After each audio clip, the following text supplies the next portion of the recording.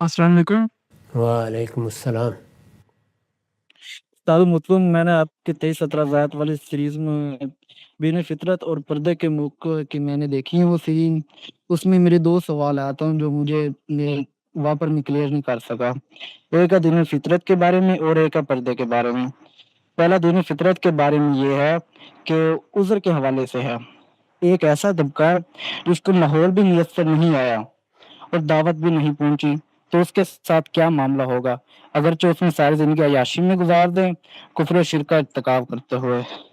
اور پردے کے بارے میں یہ ہے کہ قرآن کے احکامات میں کیسے فرق رکھا جائے کہ یہ وقتی نوعیت کے ہوں یا پھر ابدی ہوں، یا پھر جو ہمارا دین ہے وہ تو ہمیں صرف حضرت محمد صلی اللہ علیہ وآلہ وسلم کی ذات سے ملتا ہے، تو اس میں وہ جو ازواج مطہرات کو عملی نمونہ بنایا جاتا ہے خواتین کے لیے، وہ پردے کے وزن ہے، اور حضرت پاک صلی اللہ علیہ وسلم کو وہ ہم کون سا کرائٹیریا ہے جس میں ہم کہتے ہیں کہ یہ ہمارے لیے عملی نمونہ ہے؟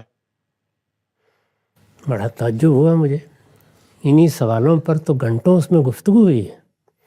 یعنی یہی بتایا گیا ہے کہ قرآن مجید میں یہ احکام کہاں بیان ہوئے ہیں، وہاں ان کا سیاق سباق کیا ہے، وہ کس طرح متعین کیے گئے ہیں۔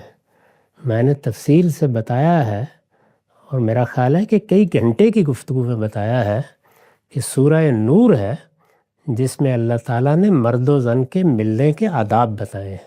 یہ بتایا ہے کہ پردے کا لفظ قرآن کے لیے اجنبی ہے، یہ اس نے کبھی استعمال نہیں کیا۔ مرد و زن کے ملنے کے آداب، ایٹیکیٹس بتائے گئے ہیں، کن چیزوں کا لحاظ کرنا ہے۔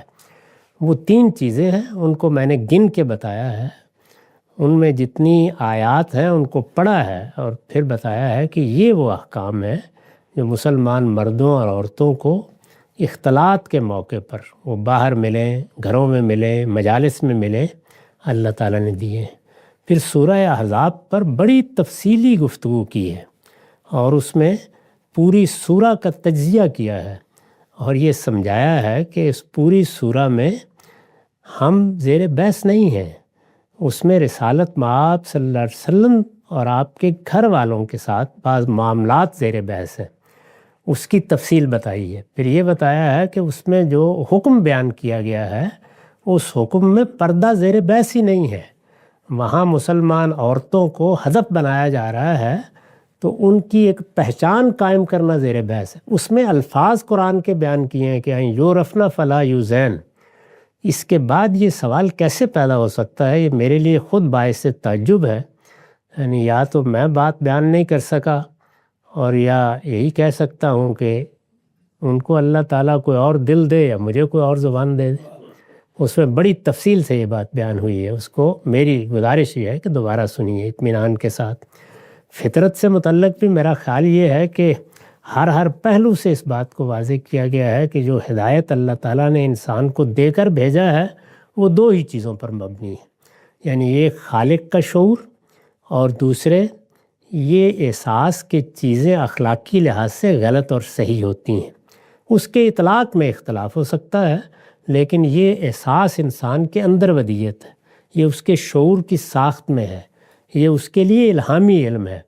اور یہ بتایا ہے کہ جہاں جہاں دعوت نہیں پہنچی وہاں انہی چیزوں کے لیے لوگ جواب دہ ہیں، پیغمبروں کی دعوت جہاں پہنچے گی وہاں لوگوں سے اس کے بارے میں پوچھا جائے گا۔ جی واضح ہے۔ اس موضوع پہ ایک کتاب بھی ہے، آن لائن موجود ہے، آپ اگر آپ اس کو پڑھنا چاہیں، پردے کے موضوع پہ 23 اعتراضات سیریز کی مرتبہ۔